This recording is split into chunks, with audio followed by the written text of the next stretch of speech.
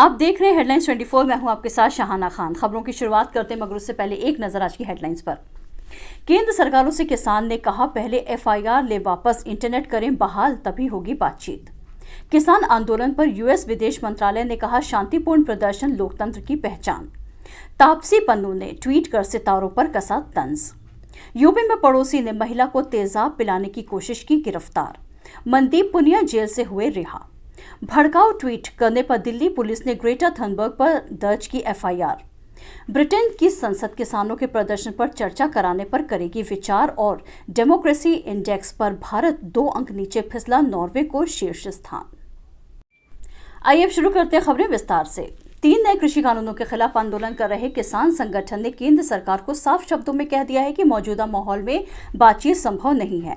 भारतीय किसान यूनियन के अध्यक्ष मनजीत सिंह रॉय ने कहा कि जब तक सरकार पहले निर्दोष किसानों पर से एफआईआर वापस नहीं लेती और इंटरनेट सेवा बहाल नहीं करती, तब तक बातचीत नहीं हो सकती। राय ने कहा, दिल्ली सरकार से हमें 115 लोगों की लिस्ट मिली है, जबकि अब भी हमारे 6 लोगों का कुछ पता नहीं चल रहा है।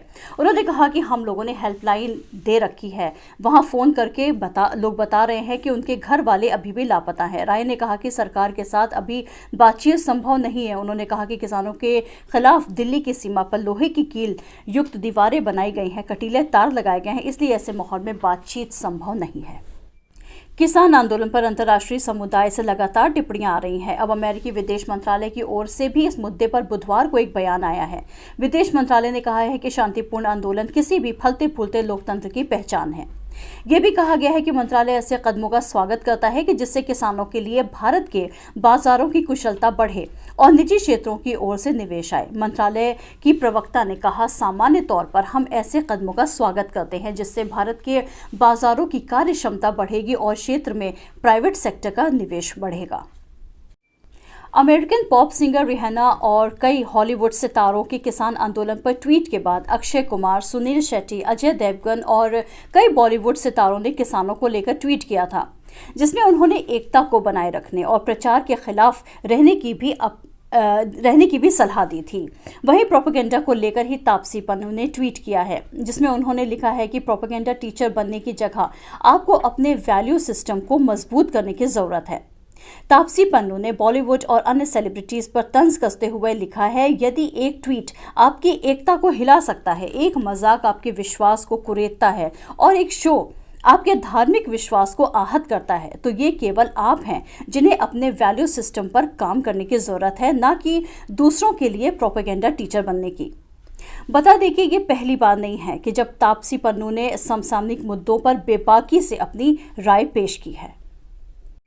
नए कृषि कानूनों के विरोध में देश की राजधानी दिल्ली में करीब 2.5 महीने से किसान आंदोलन जारी है। इस आंदोलन को लेकर कई विदेशी हस्तियों ने भी टिप्पणी की है। इस बीच स्वीडन की रहने वाली पर्यावरण कार्यकर्ता ग्रेटा थनबर्ग के भड़काऊ ट्वीट को लेकर के दिल्ली पुलिस ने उनके खिलाफ केस दर्ज किया है। ग्रेटा के खिलाफ धारा 153A, 120B के तहत एफआईआर दर्ज की गई है। इस बाबत दिल्ली पुलिस प्रेस कॉन्फ्रेंस भी कर सकती है। दरअसल ग्रेटा थनबर्ग ने किसानों के समर्थन में किए गए अपने ट्वीट में भारत की सत्तारूढ़ पार्टी पर सवाल खड़े किए थे। ग्रेटा ने ट्वीट कर कहा था कि भारत सरकार पर किस तरह दबाव बनाया जा सकता है, इसके लिए उन्होंने अपनी कार्य योजना से संबंधित एक दस्तावेज भी साझा किया है। उत्तर प्रदेश के बदायूं जिले के थाना कादर चौक के एक गांव में एक महिला को उसके पड़ोसी ने तेजाब पिलाने का प्रयास किया और विरोध करने पर महिला के पेट में चाकू भोंक दिया। गंभीर रूप से घायल महिला को जिला अस्पताल के बरेली रेफर किया गया। पुलिस सूत्रों से मिली जानकारी के अनुसार महिला के परिजनों द्वारा की गई शिकायत में बताया गया है कि थाना कादर चौक इलाके के सकरी कासिमपुर गांव में काजल अपने घर में बच्चों के साथ अकेली रहती है। उसका पति दिल्ली में मजदूरी करता है। सोमवार देर रात को महिला के घर में पड़ोसी युवक सत्येंद्र सिंह घुस गया और जबरन उसे तेजाब पिलाने का प्रयास किया। असफल होने पर उसने महिला के पेट में चाकू भोंक दिया। पुलिस ने गंभीर रूप से घायल महिला को जिला अस्पताल में भर्ती कराया है, जहां से उसे बरेली रेफर कर दिया गया। पुलिस ने आरोपी को गिरफ्तार कर मामले की जांच शुरू कर दी है। बीते शनिवार सिंघू बॉर्डर से गिरफ्तार किए गए पत्रकार मनदीप पुनिया दिल्ली के रोहिणी कोर्ट में जमानत मिलने के बाद बुधवार देर रात रिहा हो गए। जेल से बाहर आकर मनदीप पुनिया ने कहा कि वो पत्रकारिता के प्रति अपने कर्तव्य को निभाना पहले की तरह जारी रखेंगे। मनदीप पुनिया दिल्ली की सीमाओं पर चल रहे किसान आंदोलन को कवर कर रहे हैं। दिल्ली पुलिस ने उन्हें बीते शनिवार सिंघू बॉर्डर से गिरफ्तार कर लिया था। उन पर सरकारी कर्मचारी के काम में बाधा डालने, सरकारी कर्मचारी पर हमला करने, जानबूझकर व्यवधान डालने और गैर कानूनी हस्तक्षेप करने के आरोप लगाए गए थे। आइए अब देखते हैं इंटरनेशनल न्यूज। विश्व का सबसे बड़ा लोकतांत्रिक देश भारत लोकतंत्र सूचकांक में 2 स्थान नीचे फिसल गया है। 2020 लोकतंत्र सूचकांक की वैश्विक रैंकिंग में भारत 2 स्थान फिसलकर 53वें स्थान पर आ गया। द इकोनॉमिक इंटेलिजेंस यूनिट ने कहा है कि प्राधिकारियों के लोकतांत्रिक मूल्यों से पीछे हटने और नागरिकों की स्वतंत्रता पर कार्रवाई के कारण देश 2019 की तुलना 2020 में 2 स्थान फिसल गया है। इस सूची में आइसलैंड, स्वीडन, न्यूजीलैंड और कनाडा शीर्ष 5 देशों में शामिल हैं।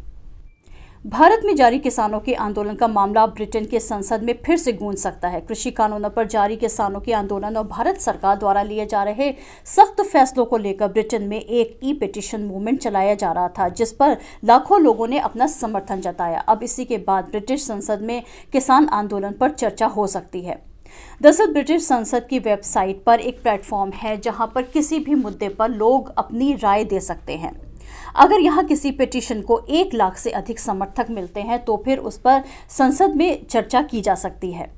भारत में जारी किसान आंदोलन को लेकर जो याचिका दायर की गई है उसमें करीब 1,10,000 के करीब साइन किए जा चुके हैं। ऐसे में अब ब्रिटिश संसद की पिटीशन कमेटी किसान आंदोलन पर चर्चा करने पर विचार कर सकती है। साइन करने वालों की लिस्ट में बोरिस जॉनसन का नाम होने का भी दावा किया गया, लेकिन वहां के प्रधानमंत्री कार्यालय ने इससे इनकार कर दिया। वॉल स्ट्रीट जर्नल के पत्रकार डेनियल पर्ल, जिनकी 19 साल पहले यानी 2002 में पाकिस्तान के अलकायदा के आतंकियों ने कैमरे के सामने सिर कलम कर दिया था। 19 साल तक पाकिस्तान में डेनियल पर्ल के कातिलों पर मुकदमा चला, लेकिन अब पाकिस्तान ने सुप्रीम कोर्ट में पर्ल के हत्यारों को बरी कर दिया है। पाकिस्तानी कोर्ट के इस फैसले से अमेरिका नाराज है। वैसे तो इस दुनिया में आतंकवाद के ऐसे ऐसे चेहरे देखने को मिलते हैं जिसके दावे कर पाना कि शायद ही मुश्किल हो कि कौन सा चेहरा सबसे खतरनाक है और सबसे भयानक है। लेकिन हाल ही में सालों में ये शायद अपनी तरह की पहली तस्वीर थी जिसमें एक बेगुनाह शख्स को आतंकवादियों ने गला काटकर मौत के घाट उतार दिया और बाद में खुद ही इस भयानक कत्ल का वीडियो भी जारी किया। सत्ता पक्ष ना विपक्ष, हम दिखाएंगे आपको पूरा सच। ताज़ा तरीन खबरों को देखने के लिए चैनल को लाइक करें, सब्सक्राइब करें, शेयर करें और कमेंट्स बॉक्स में जाकर आप हमें कमेंट्स भी कर सकते हैं। देखते रहिए हेडलाइंस 24।